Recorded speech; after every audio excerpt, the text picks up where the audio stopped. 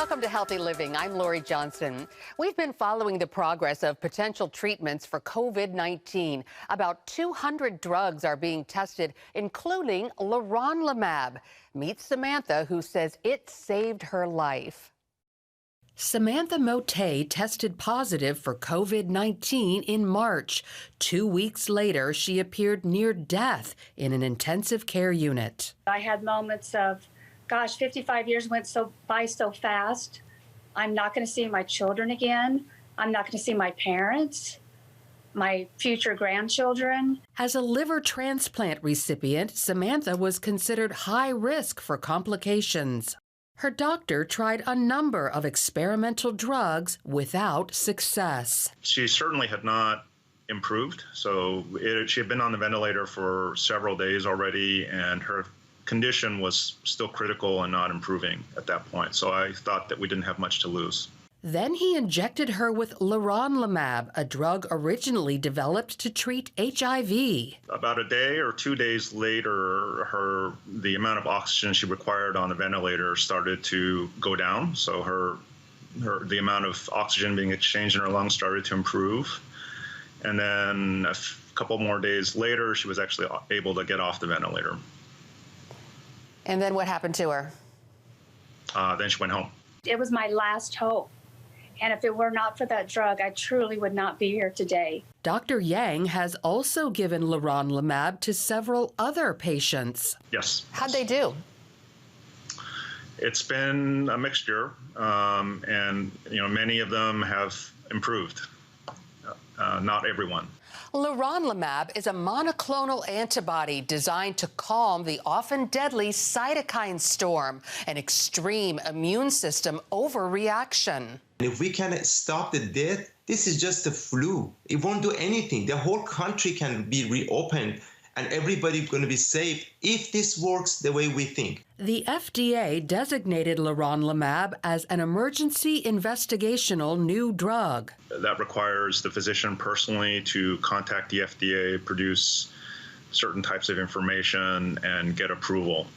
So it's fairly time-consuming, and it's a barrier to giving it. People are dying right now. They're asking us for drug, and when we send it to them a couple of occasions, they got the drug and they were dead already. Cytidine, the drug's manufacturer, is requesting the FDA upgrade leronlimab to compassionate use status. Studies testing leronlimab on patients with mild and more severe cases like Samantha's are also underway. Every morning since I've been home, the first thing I do when I open my eyes, I look up, I put my hands together, and I thank God for giving me another day. And I go to bed at night thanking Him. At thousands of hospitals across the country right now, chaplains are not only reinventing their ministries, they're often also making the case for access. Not every hospital considers spiritual support to be essential care. Heather Sells has the story. As Chaplain Rocky Walker walks the halls of the COVID unit at Manhattan's Mount Sinai Hospital, the Desert Storm veteran says he's never experienced death like this. This is a nurse who's been with us for 21 years, and what do you say to that? I didn't have any words for that. I was fighting back my own tears. Like every healthcare chaplain in the country, Walker's job has changed dramatically. He's often physically separated from patients and their loved ones, and that means connecting in new ways. Chaplain Kathy Disher at the James Cancer Hospital in Ohio checks in by phone with families these days and says they welcome her call. Families are actually often looking forward for some just conversation, to let them say what they would like to say, to maybe be more engaged in conversation, someone just to chat with, someone just to share their worries or concerns, to offer that emotional support. Chaplains also spend more time than ever caring for frontline nurses, doctors, and other staff. I'm observing what I think is a second wave of this virus, and that is a wave of depression, exhaustion, and weariness on the part of the healthcare workers themselves. Disher offers staff care packages she calls Tea for the Soul on the Go and supports them with short breaks. We're offering a 10-minute spiritual time that they can call in and have a meditation, have listening to some instrumental music, just a time to take a break, to breathe. There's also a more delicate battle to assert themselves as essential care. Southern Baptist leader Russell Moore is frustrated that some hospitals see chaplains as just extra. My concern is we have to see hospital chaplaincy as an essential part of care for patients. And so hospital chaplains have to be able to have access in every way that is safe, safe for the chaplain, safe for the patient. But this is an essential part of ministering and caring for people. Doug Carver encourages the more than 700 Southern Baptist chaplains he oversees to make their case. We need to be like the persistent widow in the Bible and to continue to knock on the door of those who are in authority, to remind the doctors, the nurses, the medical staff, the hospital administrators that the ministry of the chaplain, bringing in, if you will, the presence of the Lord through the Holy Spirit, is an essential part of the healing and the help and the life for those patients, that it's about mind, body, and soul. Carver also thinks the crisis could strengthen the role of chaplains as the brutality of COVID prompts more conversations about suffering, death, and eternity. They're topics that chaplains live out every day. Hospice chaplain Davin Phillips wears a cartoon mask to comfort the children of the families he visits. He'll do whatever it takes to help the dying. For one patient recently, he sang How Great Thou Art in full protective gear. I try to make eye contact, and I have the gloves on too, and try to be able to minister through that. It seems to be, helping and making that eye contact and touching, but it's not the same thing. It's obviously not the same. Doctors tell us clean hands help control COVID spread.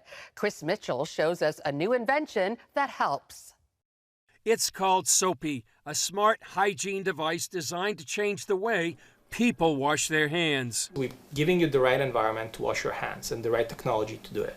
We're giving you feedback on how your hand washing practice was. CEO Max Simonovsky helped start Soapy 2 years ago, focusing on India and other developing countries. Then word started spreading. We suddenly started to receive inquiries from the developed countries like US and Canada and England. The COVID-19 crisis led to even more interest, with 136 countries calling about the product. Majority of the, I would say, guidelines or advices about how to prevent yourself from being infected is about hygiene, sanitation, and social distance. And hand hygiene is on the top. This is the Soapy machine. CBN News reporter Julie Stahl was invited to try it out. The machine gives just the right amount of soap and water, and then 20 seconds to lather and wash thoroughly. It's monitoring how well I've washed my hands and how well I'm rinsing my hands, and it gives me another 20 seconds worth of water to rinse them. And then she heard the results. On the lathering, you had 13 out of the 20 seconds done perfectly. And on the rinsing, 17 out of the 20 seconds were done perfectly. The result is 77%. According to experts, people should wash their hands up to 12 times a day, but most only reach about half that number. Maybe 5 to 7% of people washing hands properly. Even if you take those 5-6 times that you're washing your hands, most of them will be a bad washing cycle. By using facial recognition, the machine assigns a random number to each user. Simonovsky said it doesn't gather any information about you other than how you wash your hands. Then Soapy simply teaches you how to do it better. So you know right away where you can improve and what you need to improve to increase that result and make sure that your hands will be clean every time, everywhere, every day. The device is also good for the environment, using about 20 times less water. Currently, the machine is used primarily in healthcare, schools, and food preparation. Simonovsky adds they're working on a product for the public because hand washing just isn't as simple as it seems. When we come back, weddings during this pandemic. Stay tuned.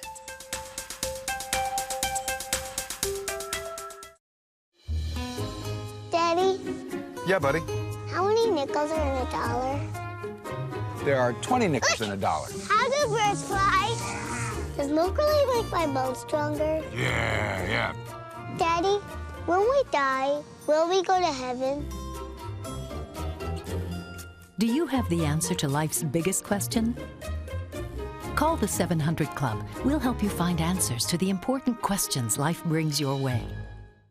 Watch breaking news, in-depth exclusive stories and programs from health to entertainment you won't find anywhere else. The CBN News Channel, a perspective you can trust. Enjoy credible news reporting from around the world. Discover inspiring programs and stories of hope, all in one place from a Christian perspective. The CBN News Channel, a perspective you can trust. To watch the CBN News Channel, download the app or visit cbnnewschannel.com. Hello, I'm Dr. David Perlmutter, board-certified neurologist and #1 New York Times bestselling author. Wouldn't it be great to boost your energy, eliminate brain fog, and even reverse brain disease? Well, you can, and I'm going to show you how, along with some of the world's most well-respected brain experts in this DVD, Protect Your Brain. Get Protect Your Brain, a free DVD only from the Christian Broadcasting Network, featuring experts on the cutting edge of neuroscience and brain health. No matter how many times you've failed in the past, you really can do this. In Protect Your Brain, you'll discover simple strategies to keep your brain young and healthy. Improve your memory. Discover the gut-brain connection. In Protect Your Brain. Get your free copy at cbn.com or call 1-800-700-7000. If you want to improve the quality of your life, get the DVD Protect Your Brain and get it today.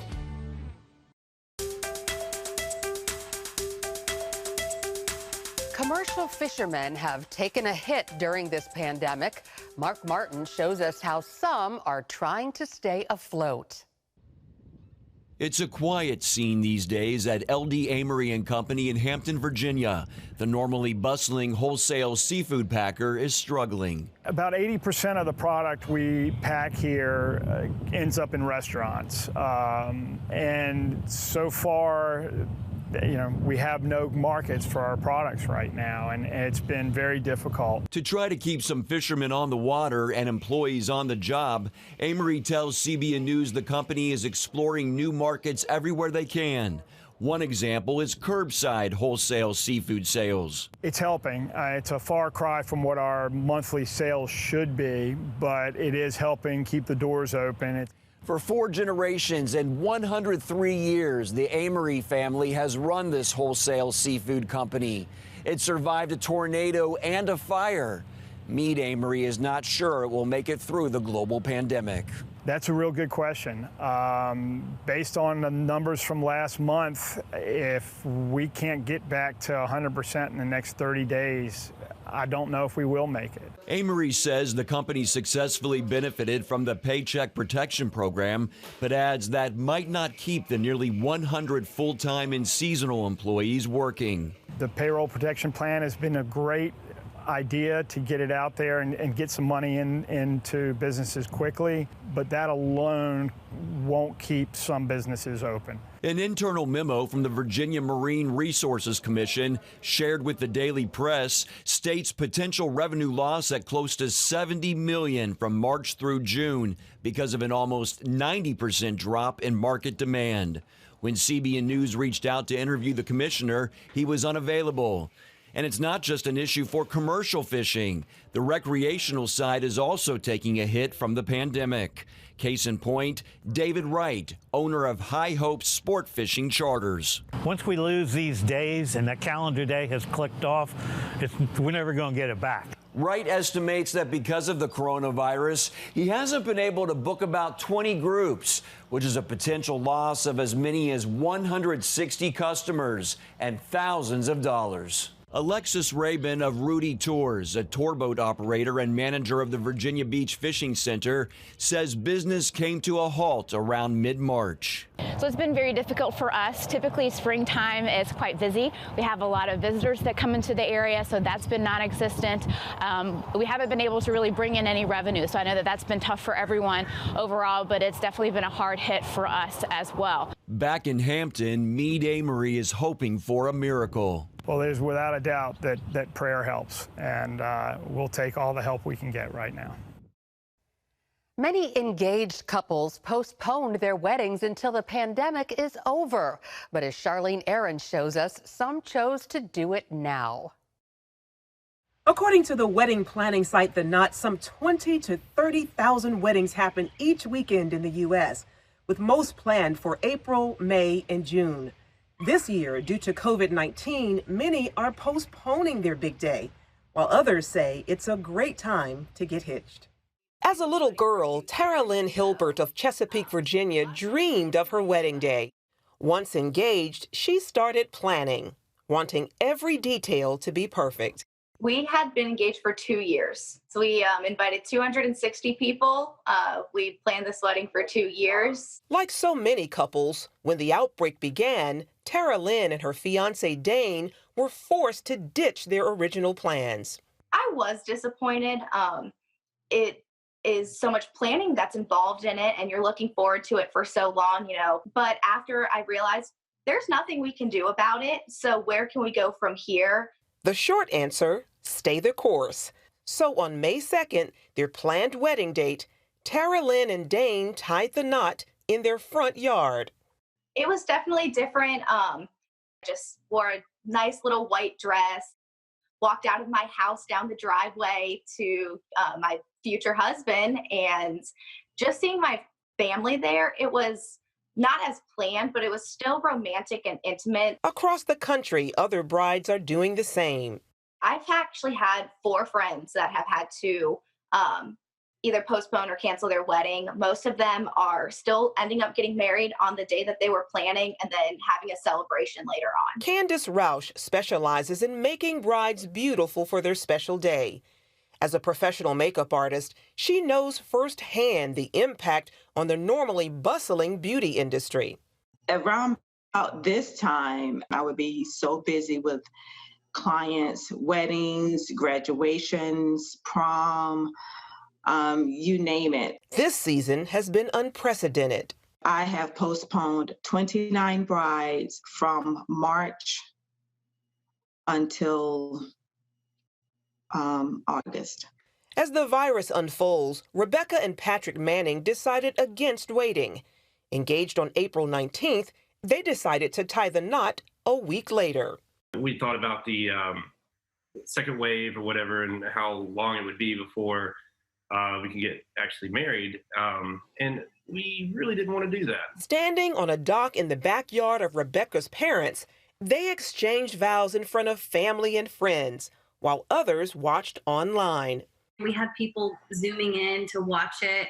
Despite not having the wedding they always wanted, the couple admits marrying sooner rather than later kept costs low. We didn't spend anything on our wedding. I spent $15 and I got my dress from a stranger on Marketplace, Facebook Marketplace. So we didn't spend any money because of the generosity of our friends and family. And kept social distancing rules in place. Instead of a flower girl, we had a little girl with a basket walk around with hand sanitizer. Hey! Patrick and Rebecca also see the quicker timeline as perfect. Our verse that we have together, which is Ecclesiastes 3:11, God makes everything beautiful in his time. And that's really our theme verse. And I've seen God do that. He has made everything beautiful in its time. As for Tara Lynn and Dane, they still want a celebration and have rescheduled their wedding venue and honeymoon for next year. For now, the newlyweds are enjoying the simple pleasures of marriage. We got new carpet and we built a coffee table together. So we're going to have our honeymoon next year in St. Lucia. We were both off from work, so just hanging out together.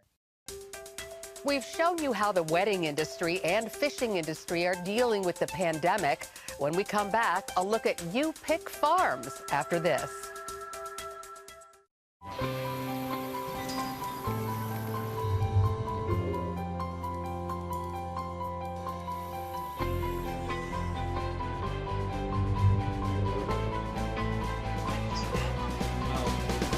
I am Region's first ROTC graduate student.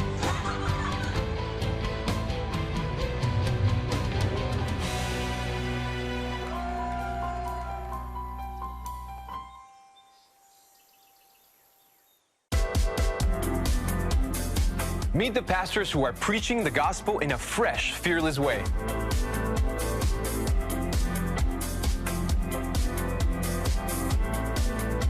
I'm Roberto Torres-Cedillo. Join me each week for Next Gen Voices.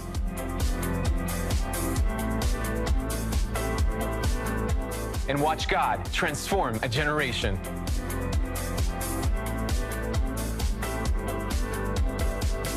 How'd you like to get a redo on your health, on your body, on your arteries, so you could have the energy you had 20 years ago? The great news is you can. I'm Dr. Mike Roizen, chair of the Wellness Institute at the Cleveland Clinic.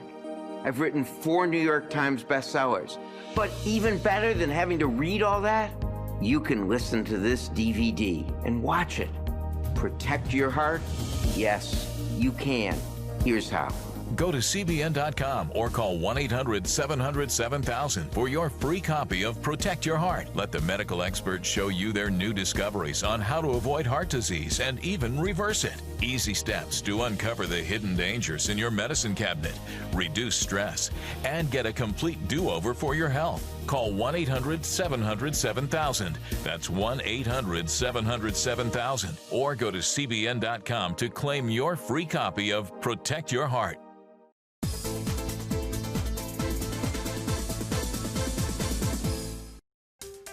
When the weather's nice, folks love to pick their own fruit. As Wendy Griffith tells us, You Pick Farms are taking different approaches to the pandemic. It was picture-perfect weather for strawberry picking in Pungo, a rural area near Virginia Beach. Bruce Henley, owner of Flip Flop Farm, just hoped folks would take advantage with new safety rules in place due to the coronavirus. The rows in the field are 5 foot apart. So we're putting a flag down every other middle and telling people to stay down the rows without the flags, and that puts them 10 foot apart in the field. And when people weigh and pay, Henley says they can rest assured. We're extra sanitizing, we're wiping down all the buckets, we're wiping off the scale in between each customer, wearing latex gloves, doing all we can. Here on Virginia Beach, strawberry picking is an annual tradition for many families. These are known as Sweet Charlies because just like the name, they're super sweet. And despite the coronavirus, people are out enjoying this beautiful weather while still maintaining social distancing. We live close by and we're always really excited for strawberry season and just to be out in the open. Everyone seems to be social distancing well, but to get out here with our kids too. Just down the road, however, Mike Culliford kept his strawberry fields closed to picking. We're completely opposite of anything we've ever done before. With everything going on and with the CDC guidelines and what the governor has mandated, our family decided that our first priority was keeping us and the people that help us, our employees, safe. Second priority was keeping our customers safe. So Culliford decided to take a different route, online ordering and pickup service. That's the preferred way. Is you go through our website, prepay. We give you a time slot like the grocery stores are doing, or when you can come pick up your box or bag or what have you. The decision did not come easy.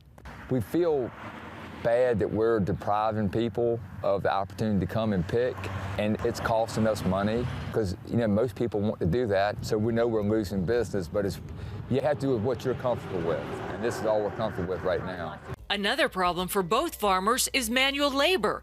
The pandemic kept many seasonal workers home, so Culliford hired a local girls' high school basketball team to help pick the delicious berries.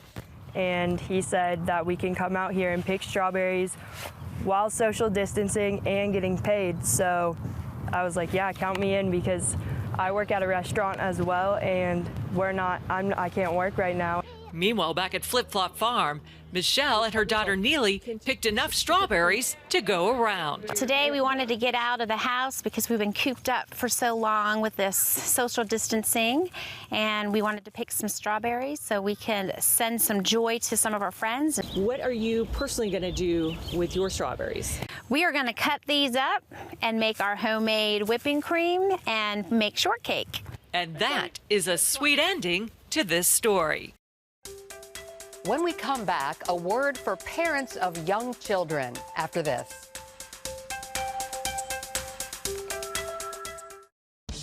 Introducing the CBN Bible from CBN.com. Now, an easier way to study the Bible and grow in your faith. Highlight your favorite verse. Read separate versions at a glance. Click and read a commentary. Or cross-reference your favorite verse using the Strong's Concordance. All the right tools to study the Bible, all in one place. The CBN Bible, available at cbn.com/Bible or the iTunes App Store. This is CBN Newswatch. Thanks for joining us. Watch breaking news, exclusive stories and programs, credible news reporting. We show you what's happening in the world and how you can pray about it. This is CBN Newswatch, because truth matters. Weekdays at 5 on the CBN News Channel. Yes, right on time. From Superbook. Pepper's Pizza Palace is donating pizza for everyone today. Wait. I have big plans today. Trust in God even when times are tough. He has a plan for your life. Hey, we're gonna be late for the grand opening. My parents want me to help with this outreach thing, feeding the community. What am I supposed to do here? Superbook! Join the Superbook Club and get Superbook The Birth of Moses, plus 2 copies to share with others, all for your gift of only $25. Pharaoh ordered all newborn Hebrew boys thrown into the Nile River, and I have a 3-month-old brother. The Birth of Moses. Yours for a gift of only $25. What will you do the next time the soldiers come? I do not know, but I trust God has a plan for all of us.